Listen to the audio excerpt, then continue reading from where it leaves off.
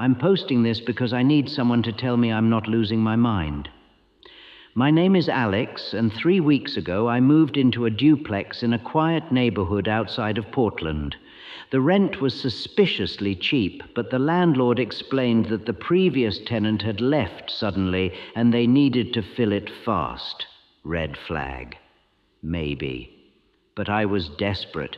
The duplex is old, built sometime in the 1960s. I have the left unit. The right unit shares a wall with my bedroom. That's where they live. The Harmons. I met them on my second day. I was unloading boxes from my car when I heard my name. Alex?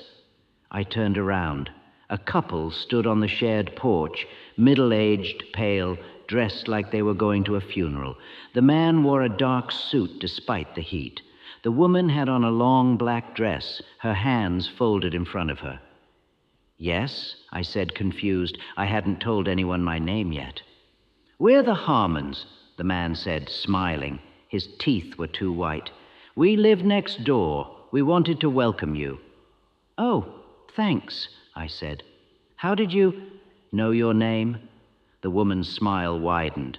The landlord mentioned it. We like to know who we're living next to. Something about the way she said, living next to, made my skin crawl, but I brushed it off. They were just being neighborly, right? We brought you something, the man said, producing a small cardboard box from behind his back. It was tied with twine, no label. You didn't have to. We insist, the woman interrupted. Her eyes didn't blink. I realized I hadn't seen either of them blink once. I took the box. It was heavier than it looked. Welcome to the neighborhood, Alex, they said in unison, then turned and walked back to their side of the duplex. Their door clicked shut. I stood there for a moment, holding the box. The twine felt rough, almost organic, like it was made of dried sinew. I brought it inside and set it on my kitchen counter. I should have opened it right away, but something stopped me. Instead, I left it there and continued unpacking. That night, I heard them through the wall. At first, it was just murmuring, low voices, rhythmic. I couldn't make out words, but the cadence was strange. It would go on for exactly 3 minutes, then stop. Silence for 10 minutes. Then it would start again. This went on until 3 a.m. I tried to sleep, but every time the murmuring started, I felt this pressure in my head, like someone was pressing their thumbs against my temples. When it finally stopped for good, I passed out from exhaustion. The next morning, I found something slipped under my door. A photograph. It was old, Polaroid style, faded and yellowed. It showed my duplex. But the photo had to be at least 30 years old based on the cars parked on the street. There were 2 figures standing in front of the building, facing the camera. The Harmons. They looked exactly the same. Same age, same clothes, same unsettling smiles. Written on the back in spidery handwriting, "Welcome home." I wanted to march over there and demand an explanation, but something stopped me. Instead, I finally opened the box they'd given me.